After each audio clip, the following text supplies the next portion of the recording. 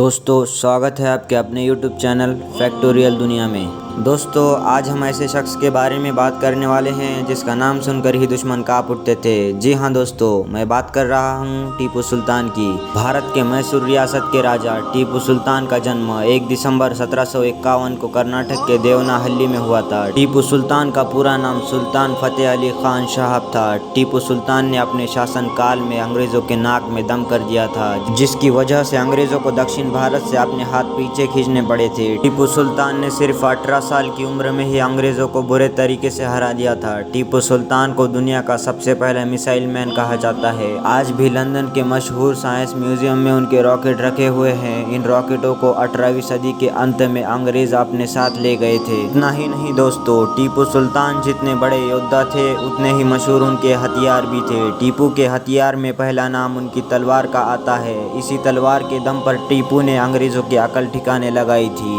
बेशकीमती होने के साथ साथ इस तलवार की भारतीय इतिहास में अहम भूमिका भी रही है। तो क्या खास बात थी इस तलवार की? तो दोस्तों मैं आपको बता दूं, टीपू सुल्तान की इस बेशकीमती तलवार में सोना और रत्न जड़े हुए हैं। इस तलवार का वजन करीब 7 किलो है, जिसकी मूठ पर बाघ का सिर बना हुआ है। इस तरह के बाघ के सिर वाले मूठ की तलवारें बेहद कम है और मूठ पर बाघ का निशान होने का मतलब ये समझा जाता है कि ये तलवार टीपू सुल्तान के निजी तलवारों में रही होगी। मैं आपको बता दूं कि मैसूर टाइगर के नाम से मशहूर टीपू सुल्तान की सन 1799 में श्रीरंगपट्टनम में युद्ध के दौरान मौत हो गई थी। इसके बाद ईस्ट इंडिया कंपनी के मेजर थॉमस हार्ट उनके हथियारों को अपने साथ ले आए थे। इन हथियारों में टीपू सुल्तान की बेहद खास तलवार भी थी। ये तलवार आज भी इंग्लैंड की महारानी की आधिकारिक जगह विंडसर पैलेस में शाही भंडार में रखी हुई है। मैं आपको बता दूं, 18वीं सदी के मैसूर के राजा टीपू सुल्तान से जुड़ी अब तक कुल 30 चीजें नीलाम की जा चुकी हैं। इनमें उनकी एक खास तलवार भी है जो लगभग 21 करोड़ रुपए में नीलाम हुई थी।